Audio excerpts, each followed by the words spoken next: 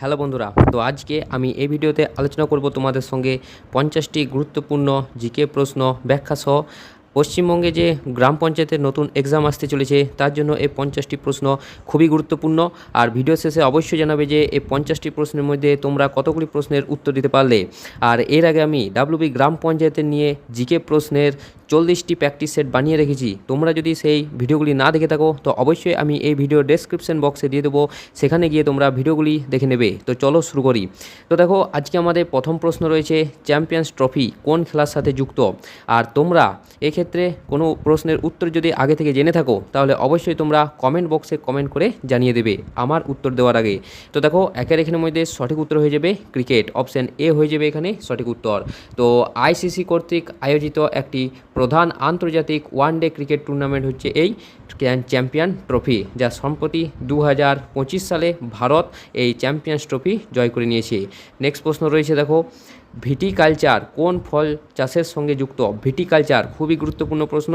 তো দেখো, দুইয়ের এখানের মধ্যে সঠিক উত্তর হয়ে যাবে ভিটিকালচার মূলত আঙ্গুর চাষের সঙ্গে যুক্ত, অপশান এ হয়ে যাবে এখানে সঠিক উত্তর। তো বাণিজ্যিকভাবে আঙ্গুর চাষ ও তার বিজ্ঞানকে ভিটিকালচার বলা হয়ে থাকে। পরবর্তী প্রশ্ন রয়েছে আমাদের, পাইক বিদ্রোহ ভারতের কোন রাজ্যে হয়েছিল।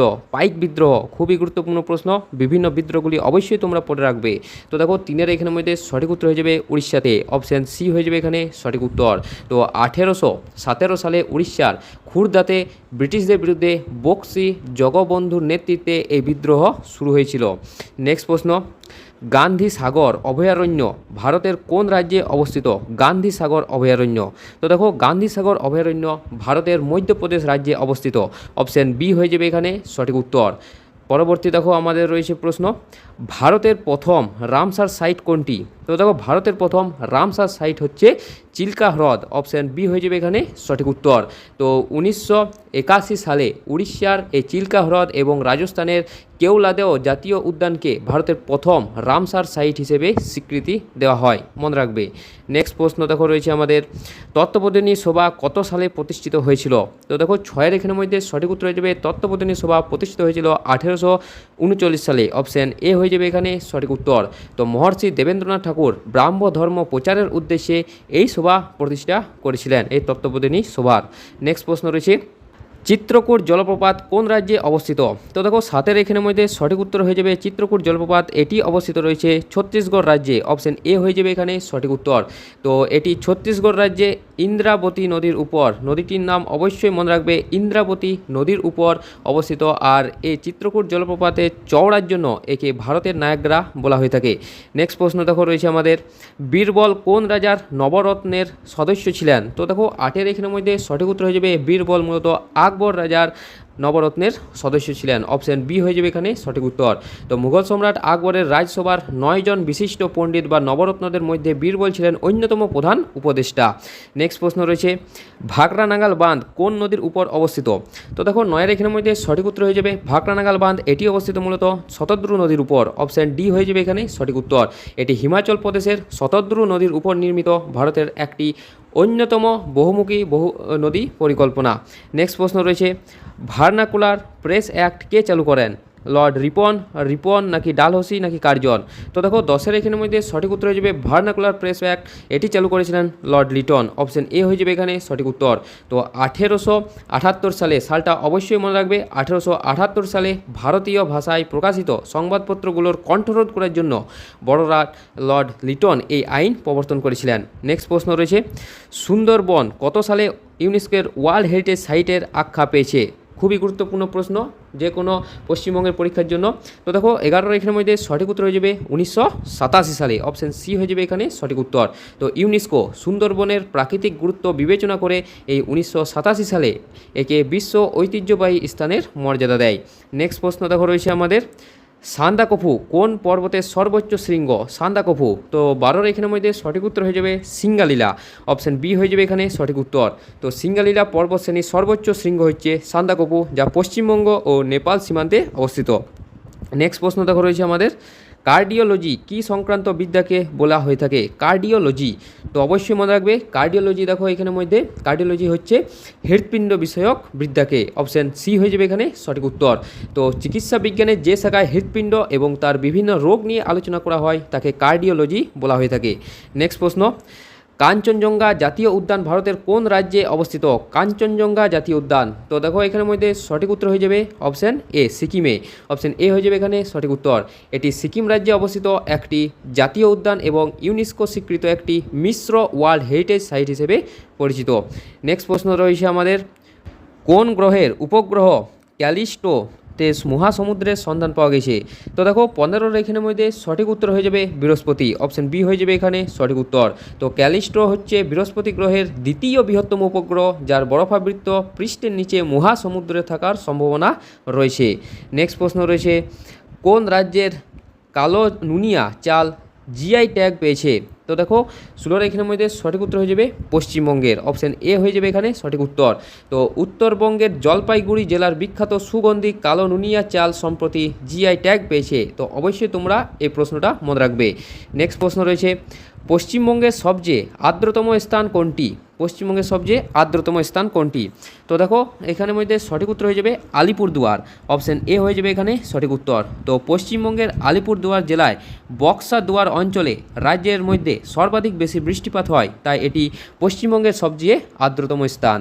নেক্সট প্রশ্ন রয়েছে, বিশ্ব বাণিজ্য সংস্থার মোট কতগুলি দেশ রয়েছে? বিশ্ব বাণিজ্য সংস্থার, তো দেখো ওয়ার্ল্ড ট্রেড অর্গানাইজেশন বা বিশ্ব বাণিজ্য সংস্থার মোট দেশের সংখ্যা হচ্ছে 164টি, অপশান বি হয়ে যাবে এখানে সঠিক উত্তর। তো বর্তমানে ওয়ার্ল্ড ট্রেড অর্গানাইজেশন বা WTO এর মোট সদস্য রাষ্ট্রের সংখ্যা হচ্ছে 164টি। নেক্সট প্রশ্ন রয়েছে, নেওড়া ভ্যালি জাতীয় উদ্যান ভারতের কোন রাজ্যে অবস্থিত? তো দেখো 19 এখানের মধ্যে সঠিক উত্তর হয়ে যাবে নেওড়া ভ্যালি জাতীয় উদ্যান, এটি পশ্চিমবঙ্গ রাজ্যে অবস্থিত, অপশান বি হয়ে যাবে এখানে সঠিক উত্তর। তো এটি পশ্চিমবঙ্গের কালিম্পং জেলায় অবস্থিত একটি বিখ্যাত জাতীয় উদ্যান রয়েছে এই নেওড়া ভ্যালি। নেক্সট প্রশ্ন রয়েছে দেখো আমাদের, ফা হিয়েন কার আমলে ভারতে এসেছিলেন?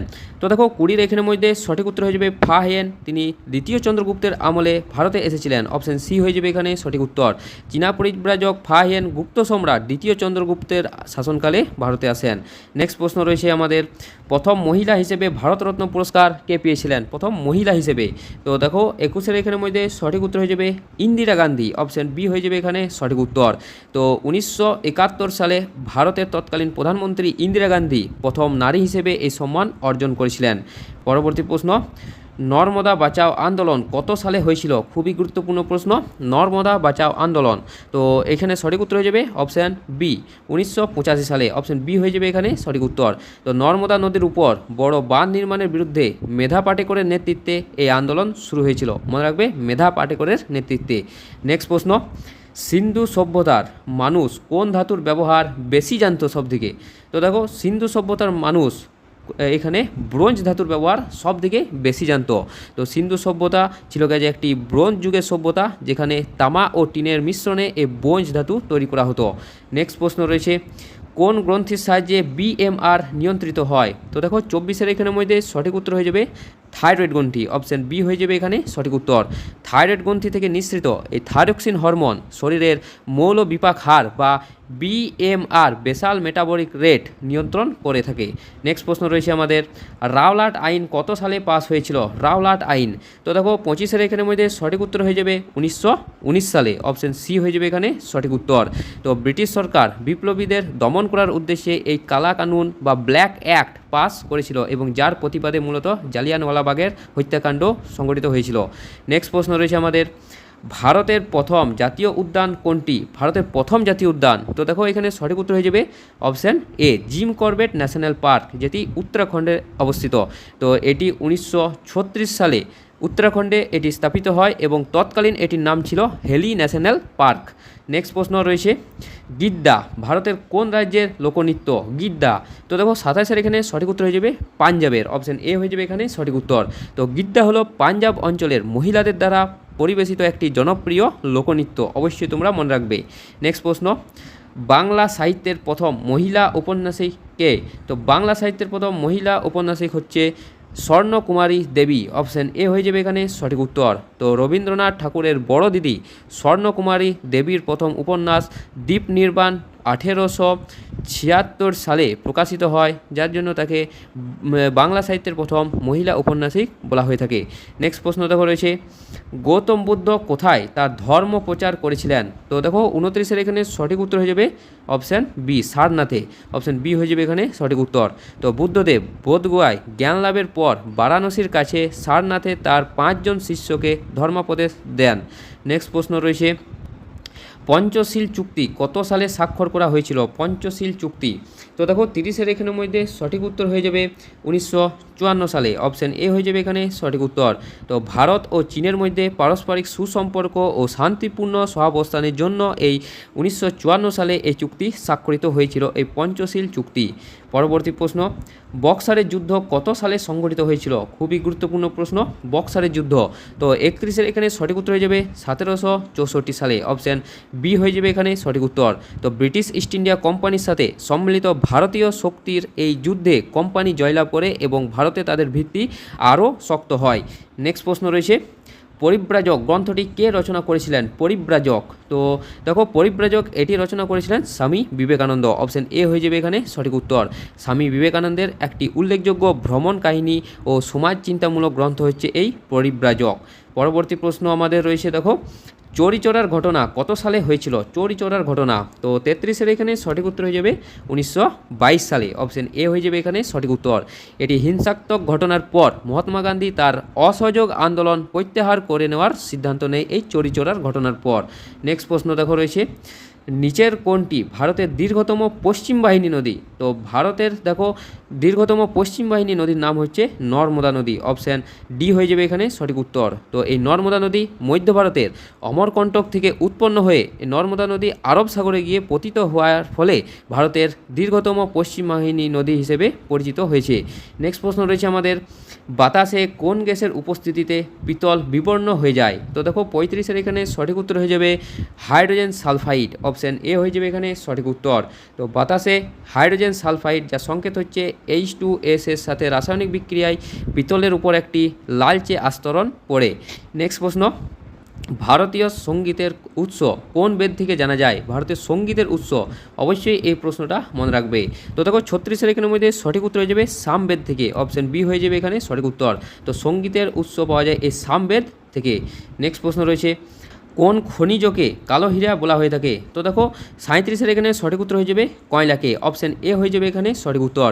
তো শিল্পের জ্বালানি হিসেবে এর অপরিসীম গুরুত্ব এবং মূল্যের কারণে কয়লাকে মূলত কালো হীরা বলা হয়ে থাকে।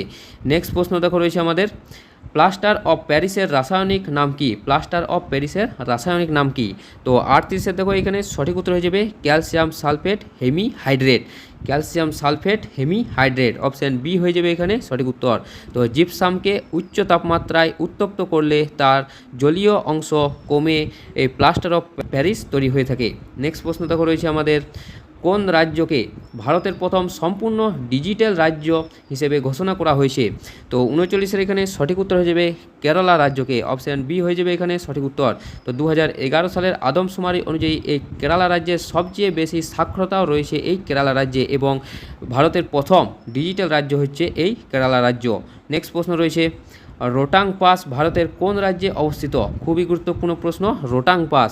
তো 40-এ দেখো এখানে সঠিক উত্তর হয়ে যাবে হিমাচল প্রদেশে। অপশান ডি হয়ে যাবে এখানে সঠিক উত্তর।